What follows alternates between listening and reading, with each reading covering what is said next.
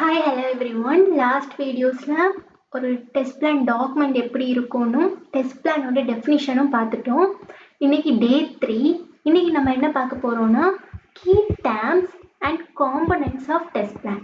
இப்போ டெஸ்ட் பிளானுக்கு இப்படி தான் இருக்கணும்னு ஒரு ஸ்டாண்டர்ட் ஃபார்ம் இல்லைன்னு சொல்லிட்டோம். ஒவ்வொரு இண்டஸ்ட்ரியும் அவங்களுக்கு ஏற்ற மாதிரி டெஸ்ட் பிளான் க்ரியேட் பண்ணி யூஸ் பண்ணுவாங்க. டெஸ்ட் பிளானுக்கு ஒரு ஸ்டாண்டர்ட் இல்லை தான், பட் இதெல்லாம் இருந்தால் தான் ஃபர்ஸ்ட் அதோட டெஸ்ட் பிளான்னே சொல்லுவாங்க. ஸோ அதுக்குன்னு கொஞ்சம் டேர்ம்ஸ் இருக்கு, காம்பனன்ட்ஸும் இருக்கு. இது இருக்கணும், இது இருந்தால் தான் அது டெஸ்ட் பிளான். ஸோ அது என்னென்னு பார்ப்போம். இது கேட்பாங்க இன்டர்வியூவில், what are the key terms of test பிளான்னு சொல்லுவாங்க. ஸோ அது நமக்கு எல்லாம் தெரிஞ்சுக்க வேண்டாம், அட்லீஸ்ட் சொல்றதுக்கு ஒரு 5 தெரியணும். ஸோ அது பார்ப்போம். First test objective. டெஸ்ட் அப்ஜெக்டிவ்ஸ்னா என்னதாயா நீங்க பண்ணுவீங்க அப்படிங்கிற மாதிரி, நீங்க என்னதான் பண்ண போறீங்க, நம்ம என்ன பண்ண போறோம் அப்படின்னு சொல்றதுதான் டெஸ்ட் அப்ஜெக்டிவ்ஸ். அதை டாக்குமெண்ட்ல காமிக்கிறேன் பாருங்க.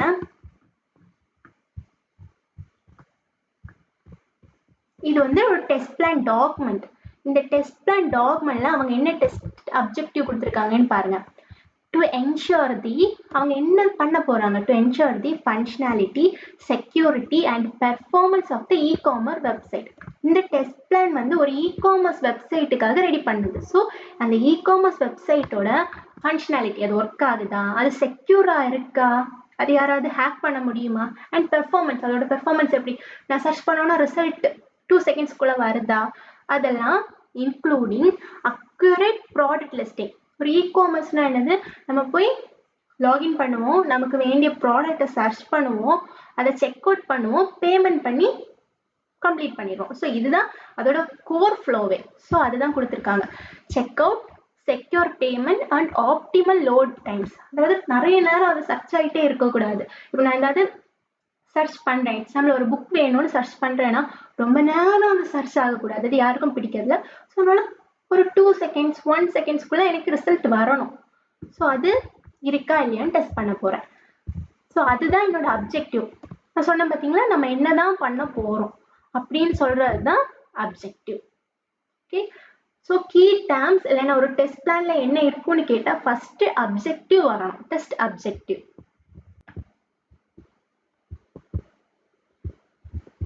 Second one test scope. நம்ம எதை டெஸ்ட் பண்ண போறோம், எதெல்லாம் டெஸ்ட் பண்ண மாட்டோம் அப்படின்னு சொல்றது test scope. Third one test resources. உங்க டீம்ல யார் யார் இருக்கா, யாரை வச்சு எதை டெஸ்ட் பண்ண போறீங்க, யாரு எதை டெஸ்ட் பண்ண போறது, இதெல்லாம் சொல்றது டெஸ்ட் ரிசோர்சஸ். ஸோ இது டாக்குமெண்ட்ல பார்ப்போம். ஓகே, இது டெஸ்ட் பிளான் டாக்குமெண்ட்ல பாருங்க, இதா இருக்கு. செகண்ட் செக்ஷன் என்னது, ஸ்கோப். இதுல இன் ஸ்கோப் இருக்கும், அவுட் ஸ்கோப் இருக்கும். இன் ஸ்கோப்ங்கிறது என்னது, நம்ம டெஸ்ட் பண்ண போறது. அவுட் ஆஃப் ஸ்கோப்ங்கிறது என்னது, நம்ம டெஸ்ட் பண்ண போகாதது. பட் இது இந்த மேபி ஒரு ப்ராஜெக்ட் நிறைய ஃபேஸஸா போகும். இந்த ஃபேஸ்ல நான் டெஸ்ட் பண்ண மாட்டேன், அதுக்கான ரீசனும் நம்ம சொல்லணும். நான் ஏன் இந்த ஃபேஸ்ல இதை டெஸ்ட் பண்ண மாட்டேன்னா, இந்த ஃபேஸ் இந்த மாடியூல் ஃபேஸ் 2க்காக டிசைன் பண்ணியிருக்காங்க. ஸோ இந்த ஃபேஸ்ல நான் டெஸ்ட் பண்ண போறதில்லை. ஓகே, இதுதான் ஸ்கோப். செகண்ட் ஒன் நம்ம என்ன பார்த்தோம், டெஸ்ட் ரிசோர்சஸ் பார்த்தோம். ஏதோ இருக்கும் டெஸ்ட் ரிசோர்சஸ்.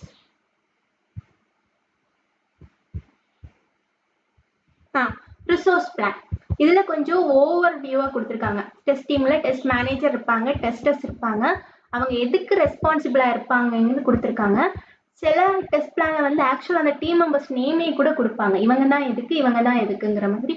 மேபி ஃபர்ஸ்ட் ஃபேஸ்ல நமக்கு அந்த டீடைல்ஸ் கரெக்டா வராது, ஏன்னா என்னெல்லாம் மாடியூல்ஸ் வருதுன்னு ஒரு ஓவர் வியூவா தான் தெரியும், கரெக்டா தெரியாது, அப்படின்னு எக்ஸாக்டா தெரியாது. ஸோ அதனால ஓவர் வியூவாகவும் கொடுப்பாங்க.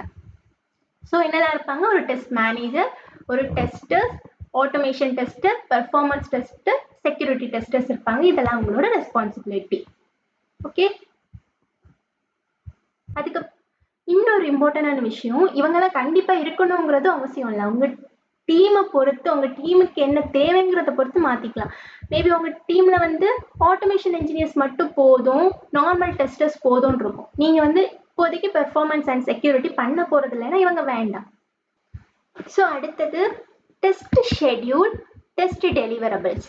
டெஸ்ட் ஷெட்யூல்னா எப்போ டெஸ்ட் பண்ணுவீங்க, எப்போ ஸ்டார்ட் பண்ணுவீங்க, எப்போ எண்ட் பண்ணுவீங்க, எப்போ இந்த மாடியூலை டெஸ்ட் பண்ணுவீங்க, அந்த டைம் ரேஞ்ச் எல்லாம் சொல்றதுதான் டெஸ்ட் ஷெட்யூல்.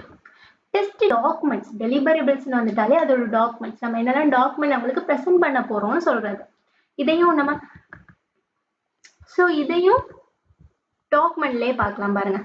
டெஸ்ட் ஷெட்யூல்ஸ் காமிக்கிறேன். இங்க பாருங்க, இதா இருக்கு டெஸ்டிங் ஷெட்யூல். ஸோ இந்த டெஸ்ட் பிளானிங் எப்போ ஸ்டார்ட் பண்ணுது, 17 டிசம்பர்னு கொடுத்துருக்காங்க.